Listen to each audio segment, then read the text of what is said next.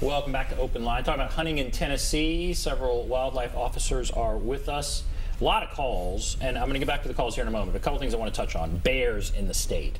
And we actually have a bear hunting season, yes, right? Yes, we do. What do people need to know about that? You know, here in Middle Tennessee, we don't have a season, of course. We don't have any bears.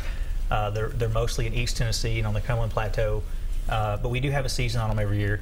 But however, we are probably going to start seeing, over the next few years, people are going to probably see a bear in the area, possibly moving through, just kind of migrating through during breeding season. We actually had one this year come through Macon County, Trousdale County, and Sumner County, and a few people got some video and pictures of it. But it went back, we think, went back to the east, up to the plateau area eventually. So just something to be aware of. People in East Tennessee have lived with them for years. So don't panic if you see one. Just leave it alone. It'll go on its way and go back to where it came from. Okay, that's it. And then deer mating season, is that right? Well, we'll just kind of get an idea of, people really want to know, when is the rut in this area? You know, when do we hit the rut with the peak rut? And that's the easiest time really to kill a mature buck, because he's out looking for a female to breed. And that's going to start in late October, like the last week of October in this area, especially here to the north. You're going to see a lot more of the deer run over on the side of the road. And when you start seeing deer on the side of the road run over the rut, it's probably just in the early stages. And in the first 2 weeks of November, the deer are going to be going crazy. So that's the time to really be careful when you're out driving. Watch for the sides of the road. If you see a deer, slow up. If you know where deer normally cross, and just slow up, because they could be anywhere. But that's when we have the most of the deer vehicle collisions, during the late October, early November.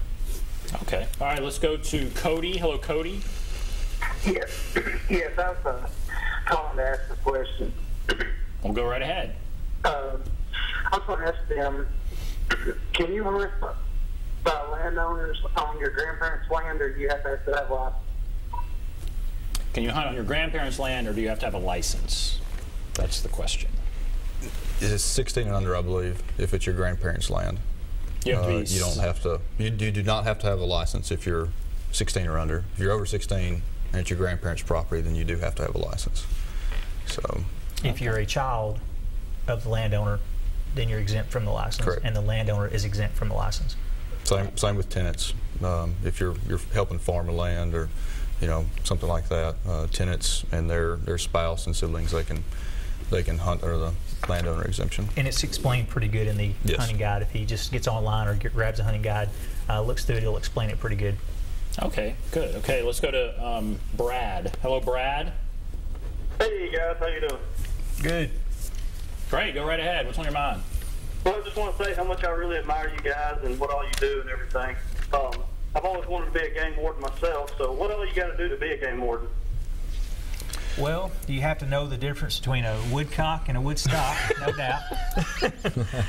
Which you did earlier. Yeah, that was a great call, and you were able to do that, so you passed that. Yeah, schooling's first thing. Go to one of the state schools if you want to stay in Tennessee, and get your degree in wildlife, and you'll be ahead of the curve if you do that. And then it's just applying through a state process and taking a test, and there's a questionnaire involved, and then an interview, hopefully.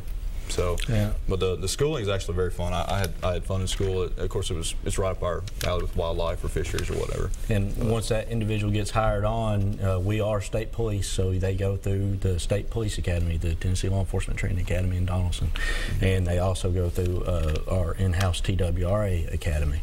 So, but there's a lot of training once they get hired on that they have to complete to continue to be employed. Yeah, so we have about a year's worth of training before we actually let them out. A year's worth of training. And he called you a game warden, which is a common term, but that's not the official term, right? Most people know us as game wardens, but the official title is wildlife officer. Wildlife officer. Okay. And for the gentleman that asked about the grandparents with the license, that's page 12 of the hunting guide, and explains everything on page 12. Great. Okay, very good. Let's go to Mike. Hello, Mike. Hey, can you hear me now? Yes, we can hear you. Go right ahead, Mike. Hey, I've got a question to ask the gentleman there. I'm getting ready probably to have a fundraiser, raise money for an orphanage or maybe for the homeless up in Nashville. And my question is, I have two of them. Can I serve bass and crappie there and sell tickets since it's a game fish? And my other question is, if I have some deer hunters that want to donate me does, do they have to check them in if they're willing to pay for the process and the deer meat to go help me feed the homeless in Nashville? And I'll hang up, and thanks for your good time. Okay.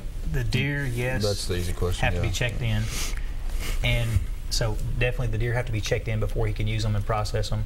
Okay. And I'm going to probably give the 615-781-6500 number, which is our phone line to the agency, 615-781-6500. Call that tomorrow during normal business hours and ask to speak with legal or our law enforcement division and run that question by them, what he was asking about the bass and the crappie. And they would probably be able to, because there'll be several different scenarios there and they can answer that question.